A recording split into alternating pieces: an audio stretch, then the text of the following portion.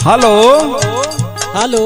अरे चिंटुआ के पापा का हो, का हाल चाल बा? अरे कुल हाल चाल तो ठीक है, लेकिन हमारे बस का घरे रहब ना है। काहे हो, का भाई? सुना, हम तुमसे बतावत हैं जवन तू जल्दी गाड़ी पकड़ ले आ जा। अरे बात का बा पगली, बता न। सुना, बतावत हैं। सुनाओ।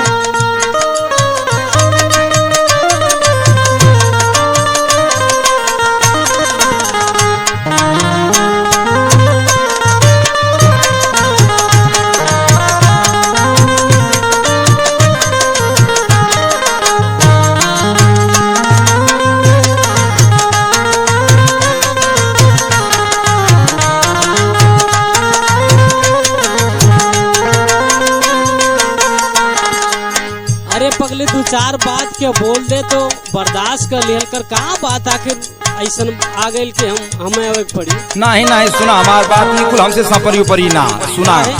सुना, बतावत है। बता। घर भर का हमसे बनी ना भोजनवा,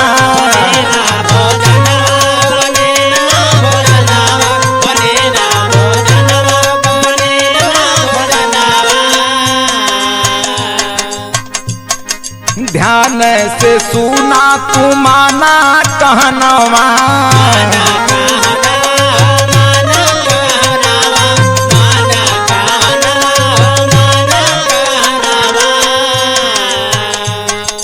अब ना रहब हम साझा, बलमा तू दिल्ली से आजा।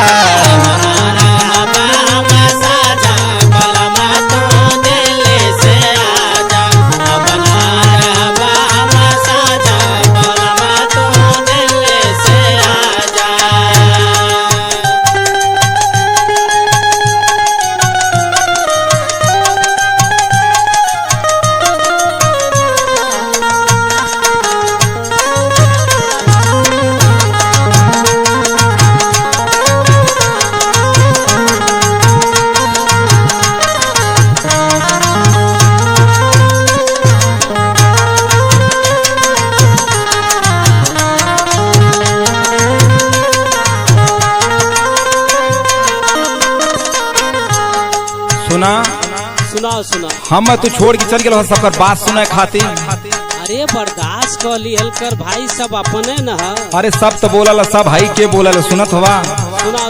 सुना। सास ससुर के हम सुनी लबतिया,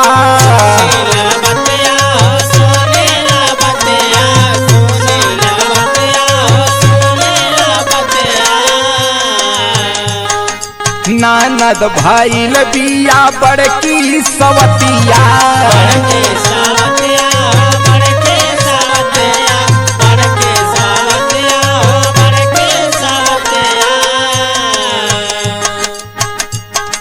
छोटकी बैठल ले माजा, बलमा तू दिल्ली से आजा।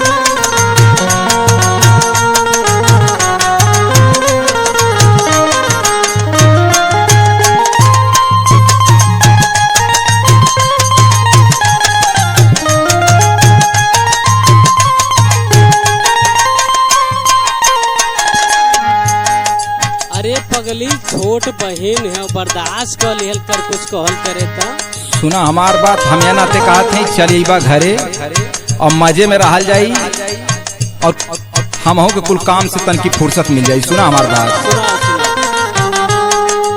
अलगा रहा बसु बस बच पाए हम दुख से,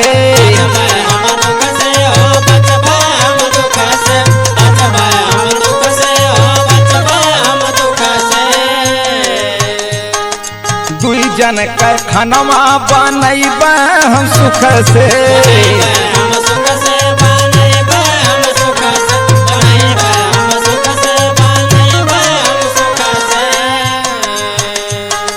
घर घर के हवाले बता जा बलमा तू दिल्ली से आ जा।